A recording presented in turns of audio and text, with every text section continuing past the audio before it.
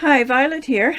In my last video or two, I've mentioned making a sunflower quilt, and I've just about finished it. I still can do some extra quilting on some of the blocks, but it's all joined together and quilted quite a bit.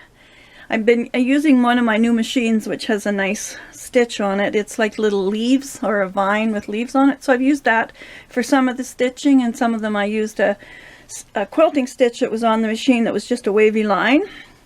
So it started by making the two sunflowers on the far left and right at the top, and I watched Inspired Art by Mary, and she made these 3D sunflowers, and I made a small quilt, and I believe she gave it away in a giveaway. And they were just looked so fun to make, so I made those, and then I put leaves on them, and then I started thinking she made a quilt.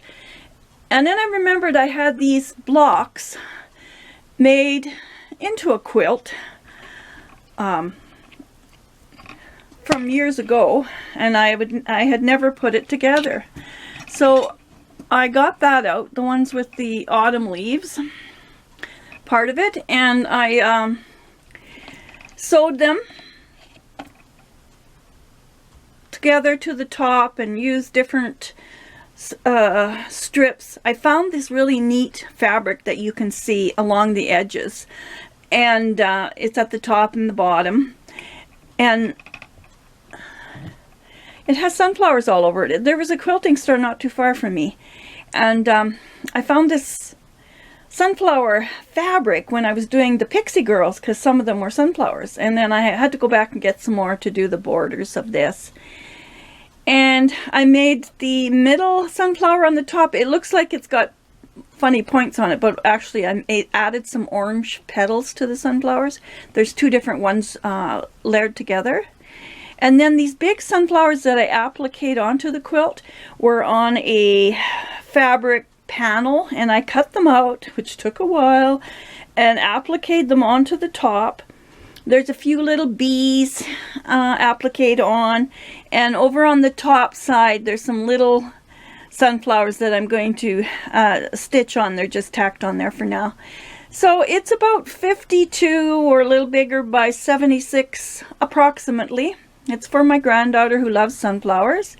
I did use the thin cotton batting because I didn't think with a thick batting I would be able to quilt it through the arm of my machine, and it was a wrestle. I did kind of get sore shoulders rolling it up and getting it through. It was fun using my new machine and trying some of the stitches, and also just learning. I made a lot of mistakes, but I learned a lot by just doing this one. I've made quilts in the past, but never quite like this, with the borders and the machine quilting and adding pieces and that. So I want to thank Mary too for her inspiration. I'll put the link where she makes these sunflowers and a few pictures of my process as I made them.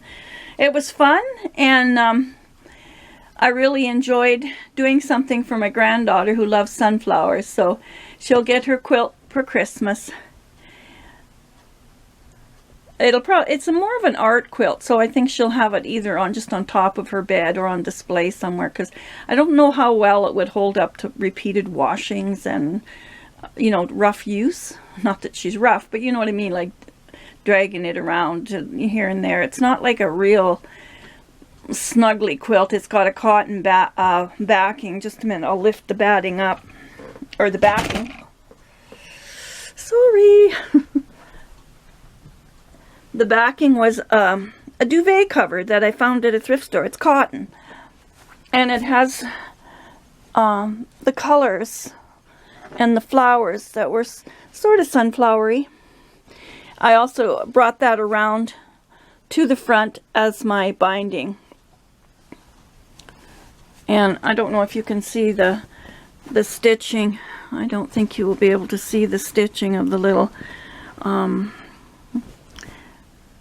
these little vine leaves, and then this is the wavy one.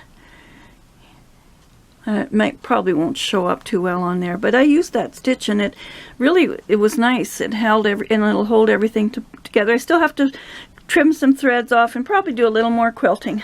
But there's my quilt, and I hope you enjoyed seeing it. Thanks for watching. Bye for now.